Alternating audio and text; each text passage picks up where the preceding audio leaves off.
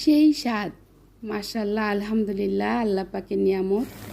অসম্ভব মজার একটা তরকারি দিয়ে ভাত খেলাম। যেদিন আমার ঘরে এইরকম তরকারি রান্না করা হয় সেদিন আর অন্য তরকারিগুলো পড়েই থাকে। আসসালামু আলাইকুম, কেমন আছেন সবাই? শুভ দুপুর। তো ঈদের আজকে তৃতীয় দিন। আমি পার্সোনালি এমনিতেই কোনো টাইপের মাংস খেতে পছন্দ করি না। তো আর আজ 2-3 দিন তো মাংস নাড়াচাড়া করা হচ্ছে, মাংস রয়েছেও ঘরে। তো আজকে যেটা রান্না করব, যে মিষ্টি কুমড়ার ডোকা, মিষ্টি কুমড়ার এই যে টাটকা ডোকাগুলো সকালবেলায় গাছ থেকে তুলে নিয়েছি, সেইটা রান্না করব চিংড়ি মাছ দিয়ে। তো আসলে আমরা যারা সবজি খেতে পছন্দ করি তারা জানি যে এই ধরনের সবজি দিয়ে ভাত খেতে কতটা তৃপ্তি। আবার অনেকেই আছেন এগুলো খেতেই জানেন না, যে আসলে এগুলো খেতে এগুলোর টেস্ট কেমন, এগুলো খেতে কেমন। তো যাই হোক, যারা সবজি পছন্দ করেন এই টাইপের তারাই বুঝতে পারবেন আসলে যে এই তরকারির স্বাদ কতটা হয়।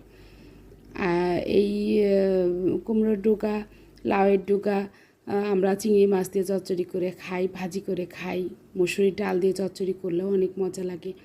তো যাই হোক, আমি যেহেতু পার্সোনালি সবজিটাই বেশি খাই, সবজিটাই বেশি পছন্দ, মাংস বা বড় মোটা মাছ এগুলো খুব একটা খেতে পছন্দ করি না। তো আজ 2 দিন যেহেতু মাংস ঘরে রান্না হয়েছে আর কি, কোরবানি, তো প্রচুর মাংস রয়ে গেছে, বাচ্চারা এগুলো দিয়েই খাচ্ছে, কিন্তু আমার মনে হচ্ছে যে আমি একটু শাক পাতা কিছু খাই। তো আজকে এই তরকারিটা রান্না করেছি, আলহামদুলিল্লাহ অনেক তৃপ্তি নিয়ে ভাত খেয়েছি। আসলে তৃপ্তির খাবার যার যার মুখের ব্যাপার, তৃপ্তি রুচি, যে যেটা পছন্দ করেন সেটাই সে খাবেন। আসলে হালাল জিনিস খেতে কোনো সমস্যা নাই, আর লজ্জারও কোনো কিছু নাই। এইটা আসলে একান্তই মানুষের তৃপ্তির ব্যাপার, মুখের রুচির ব্যাপার, যে যেটা দিয়ে খেতে পছন্দ করে। এটা নিয়ে কোনো কিছু বাজে কমেন্টও করবেন না আপনারা। তো যাই হোক, আমি এই যে চিংড়ি মাছ, আলু আর কুমড়ো শাক রান্না করছি। একটু আলুও দিয়েছি, আর একটু মোটা করে পেঁয়াজ কেটে দিয়েছি, রসুন দিয়েছি, কাঁচামরিচ দিয়েছি, আর দিব সরিষা বাটা। সরিষা বাটা দিয়েই আমি এটা চচ্চড়ি করব। জিরা বাটা বা ধনিয়া বা অন্য কোনো মশলা দিব না। আমার আজ কয়েকদিন যাবৎ ঠান্ডা লেগেছে এত যে গলা একদম বসে গেছে, গলা দিয়ে কথাই বের হচ্ছে না। তো সবার কাছে আসলে ক্ষমা চেয়ে নিচ্ছি যে আপনাদের শুনতে হয়তো খারাপ লাগবে আমার ভয়েসটা।